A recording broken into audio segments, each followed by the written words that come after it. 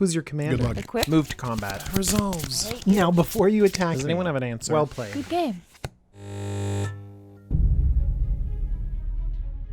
Hello everyone, this is DJ and you're watching the Jumbo Commander YouTube channel. We have so many legends from Modern Horizons. Let's take a look at the most versatile of the bunch. It's Morophon the Boundless. Morophon the Boundless is 7 mana. This legendary shapeshifter is a 6/6 changeling. That means that this card is every creature type. As Morophon the Boundless enters the battlefield, choose a creature type.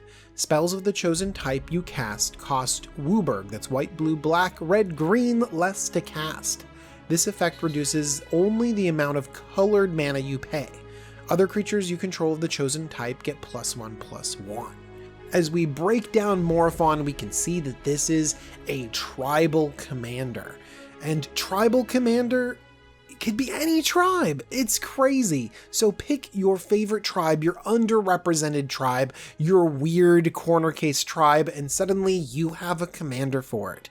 It's great. And this ability, the Anthem is fine, but it's the cost reduction that's really, really good. And it's actually this cost reduction that could give Morophon the Boundless combo potential. Whenever you cheat mana cost, you can cheat the rules of Magic, and so Morophon can be broken. I just love that we can have Morophon at the head of very strange tribes, but those might not be the best tribes to lead this commander deck. We might actually want some pretty normal tribes. We're actually going to break down so many of the different tribes that you could have with Morophon. And then finally, we get a little bit crazy. Maybe we'll want some tribal mixing. Depending upon what we have in our hand, when we cast Morophon, we might pick a different tribe. I know. I think the first thing we want to explore is some of the combo potential that Morophon has. And it comes from that mana reduction ability. We've seen this before with Edgewalker. Cleric spells you cast cost white, black less to play. And this is a very, very strong effect. Rarely do we have the reduction of colored mana. We often have the reduction of colorless mana. Urza's Incubator, Herald's Horn, Stony Brook Banneret, these all reduce, well, colorless, which means that there's almost always a cost for the spell. So many of the creatures that we're going to be interacting with have colored pips in their casting cost. But Morophon can really have us cast things for free, which is really strong and pretty crazy. And actually, if we combine Morophon with some of these spells we have in front of us here, the Incubator, the Horn, the Banneret, we can actually play more complex cards for free, and that's pretty good. Some of the cards that we can play for free are anything that has only colored pips in their casting cost. And I think some of the ones that have the biggest combo potential are cards like Torn Kavu, Cavern Harpy, and Shrieking Drake. So with the proper Morophon changeling tag named either Kavu or Beast or Drake, then suddenly Horned Kavu can be cast for free and then bounce itself back to your hand. Same thing with Cavern Harpy and Shrieking Drake. This is very good, in fact. You think that playing a creature over and over again for infinity would be, I don't know, boring, not that good, but combined with many, many different effects, you could just win the game. A Perforos could kill the entire board, or a Altar of the Brood can mill out your opponents completely. You can also build your own one of these effects with a card like Cloudstone Curio. Suddenly, 2 random creatures that happen to have only colored mana costs that we can cast for free with Morophon can go off. There's another sort of combo that people are talking about with Morophon, and that's the Joda Fist of Suns combination. Joda Archmage Eternal and Fist of Suns allow you to pay Wooburg instead of the spell's normal casting cost. And so Morophon could reduce that alternate casting cost to 0.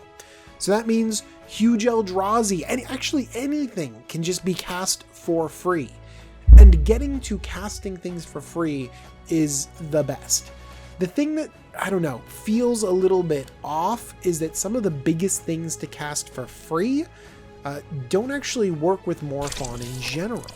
So you might have a deck that relies around having Joda or Fist of Suns and Morophon on the battlefield and something huge. That's That's a lot of conditions to finally be casting your big spells.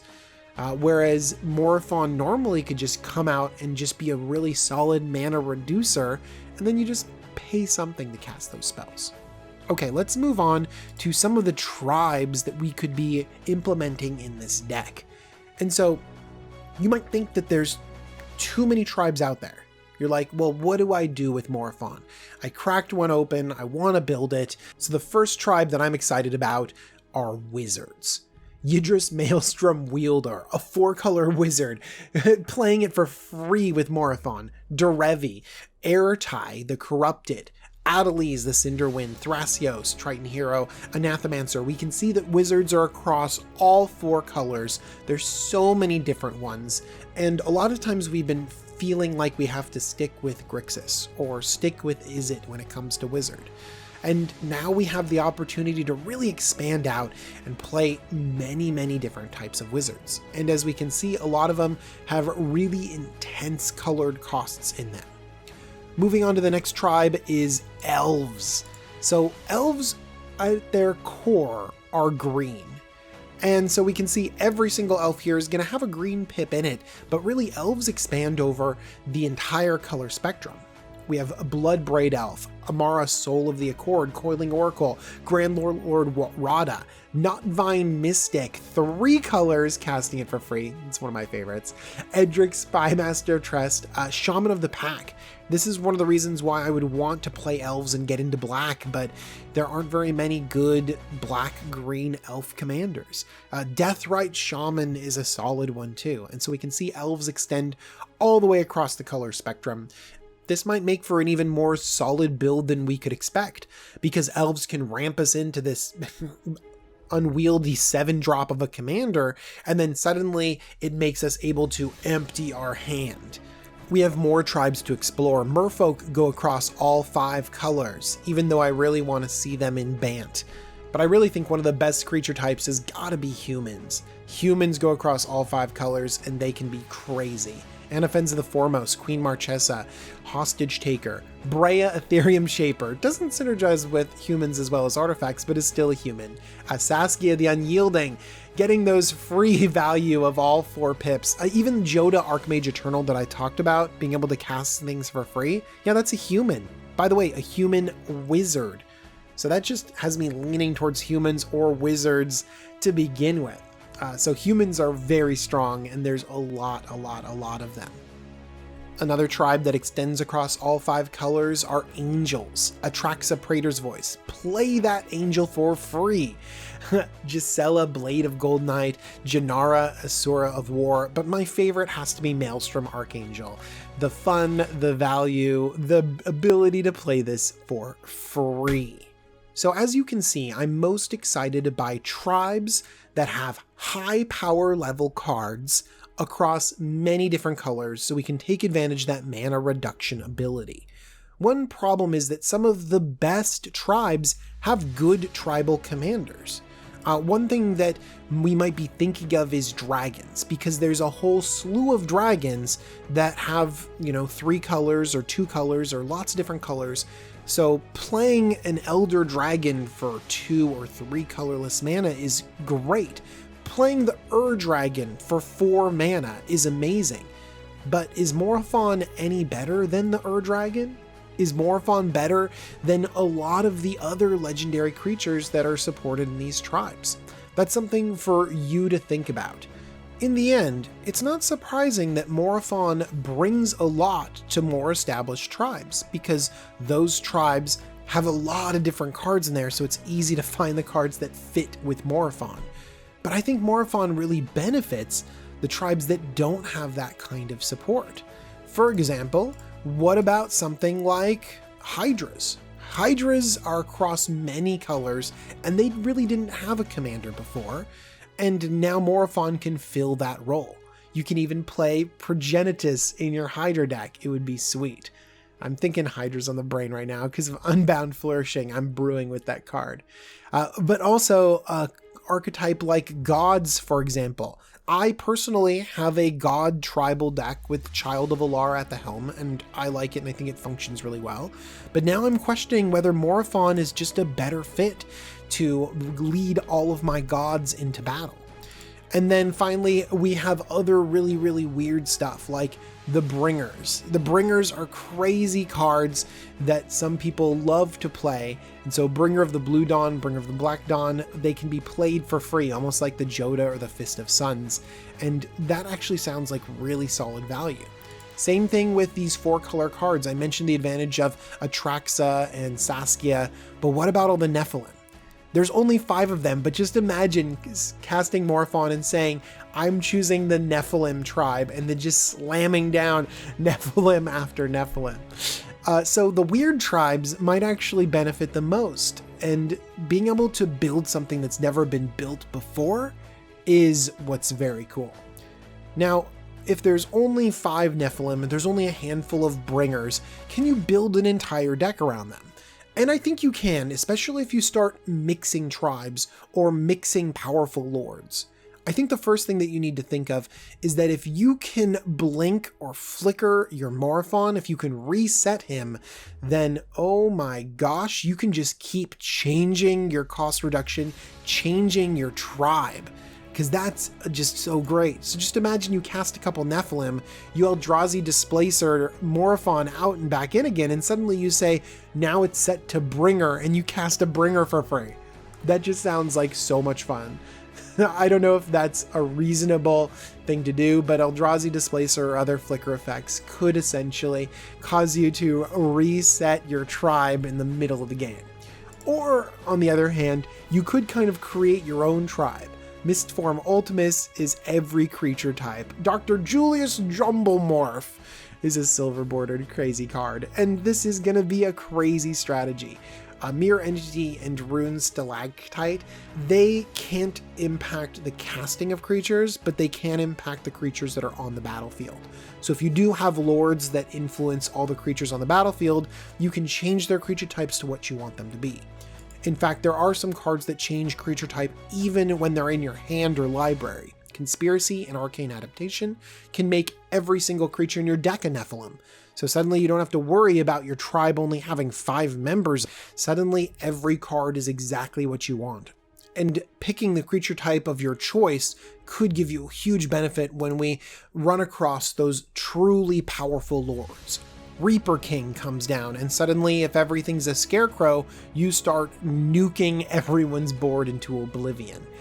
Gilt-Leaf Archdruid comes down, and suddenly you make everything a druid and start destroying your opponent's lands just crazy. Yuriko is attacking, and then suddenly your whole team is ninjas and you drain out the board. This is a very janky strategy of basically mixing your lords, resetting your Morophon, and really you'll play the game completely differently based on whatever powerful lord you happen to have in hand. And of course, you'll need to rush towards that conspiracy, rush towards that arcane adaptation, and really rush towards Morophon as well. Okay, so this is kind of a goofy take, but I think my take, my personal build of Morophon, will have to be a little bit different. Okay, Morophon is kind of expensive. 7 mana. So I have to ramp up to 7 mana before I can finally get my cost reduction. Yeah, that's not good. By the time you get up to 7 mana, do you really need all this cost reduction? And if you are getting a ton of cost reduction, well then at that point in time, I think you're going to need some serious card advantage in mana sinks so that you can use the benefits of cost reduction. So you have 7 mana sitting on the battlefield, and if things are costing 2, 3, 4, 5 less, and you could have just paid for that with your lands anyways, you're not getting the benefit of Morophon. So here's my take. Big colorless ramp to get to Morophon. Grim Monolith, Mana Crypt, Mana Vault, Ancient Tomb. But wait, you're saying, all of these only get us to Morophon, they don't actually help us cast our spells. Because if we're building a deck that takes advantage of Morophon, we want spells with lots of colored pips. And that's totally true. This is why Morophon is a genius commander, because a lot of your ramp to get Morophon out early doesn't also ramp you into all the cards in your 99. This is where I think I would build Slivers.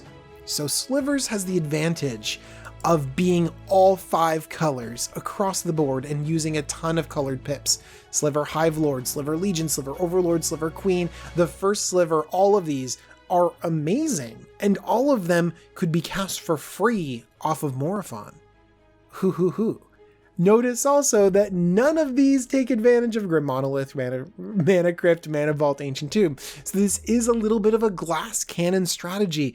When your ramp can't cast your actual spells, it's crazy. But I think that Slivers have the ability and the momentum to be able to go off with Morophon. So you ramp up to 7, and then suddenly you just throw your entire hand of Slivers down, including these big, powerful Sliver Lords. It actually feels like every single Sliver is a Sliver Lord. But then you have the ability to play powerful Slivers and use the mana advantage that Morophon gives you. I mentioned a ton of really popular tribes that have very standard builds. I mentioned some zany builds where you talk about casting Nephilim, conspiracying your deck into scarecrows or ninjas or druids or crazy stuff, right? So that's what this can do, is it could be a commander of a very established deck or a zany deck. Or my take is somewhat in between. We have the powerful strategy that is Slivers, but maybe the explosiveness of casting them all for free with Morophon, and the ability to really play with as many of the Sliver Lords as possible. Ultimately, this is up to you to build, and that's what I love, the freedom of real deck building when it comes to Morophon. I want to thank you very much for watching. I also want to thank TCG Player for supporting the Jumbo Commander YouTube channel.